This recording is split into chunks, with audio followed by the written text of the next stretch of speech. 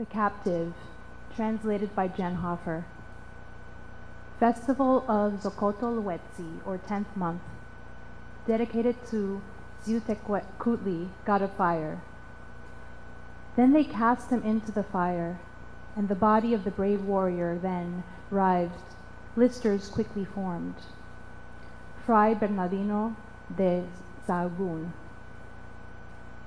The captive is flung into the blazing coals, and his body creaks, the smell of flesh burning crowd against each other. His body contorts, his skin inflates all over with blisters that grow on him. Still alive, he is dragged out the fire. Still alive with his eyes closed and hot, perhaps without his even noticing, they rip out his heart.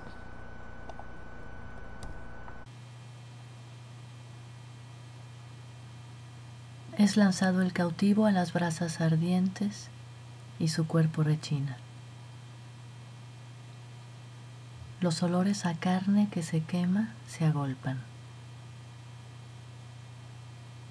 Su cuerpo se retuerce. Toda su piel se infla de ampollas que le crecen.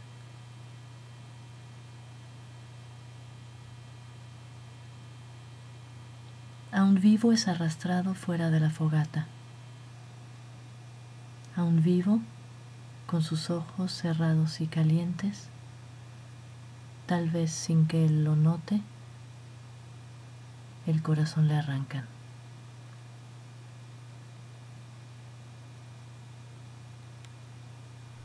How many of you went to the beach today and saw the Rilke banner flying high above?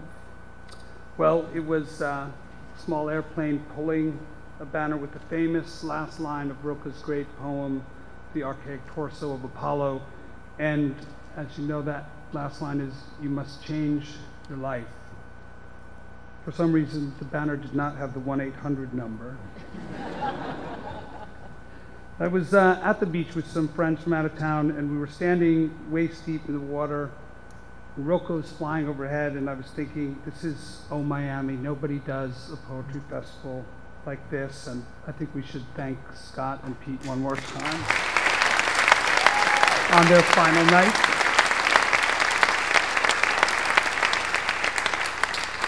And I thought there in the water as the waves were rolling in, the only thing that could top this off would be if the nation's poet laureate walked by in a Speedo. He did not. But he is here with us now, and we welcome back to Miami a great friend of this city, W.S. Merwin.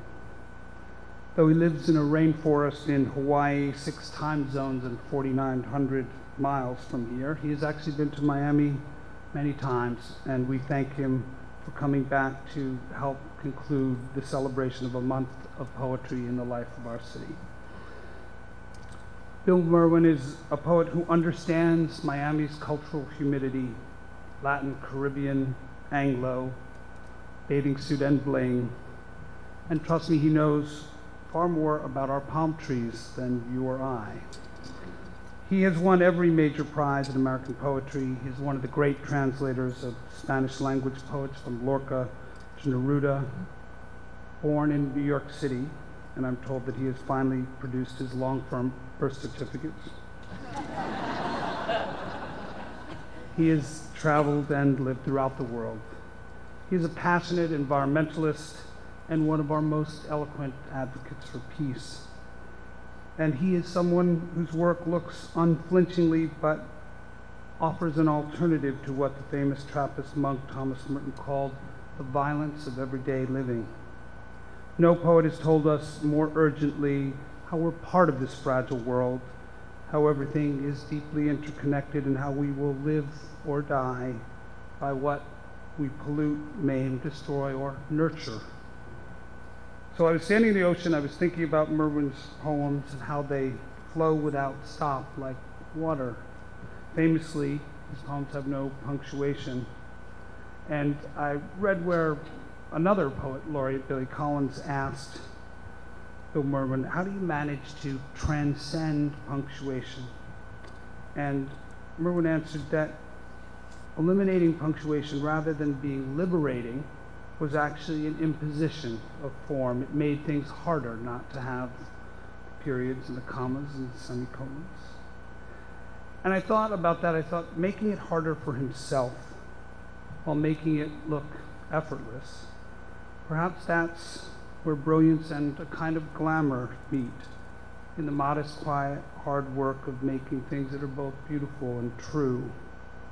So we have a treat tonight with our poet laureate. I thought no better introduction than to quote from one of his poems, A Birthday. When I opened my eyes, you are what I wanted to see.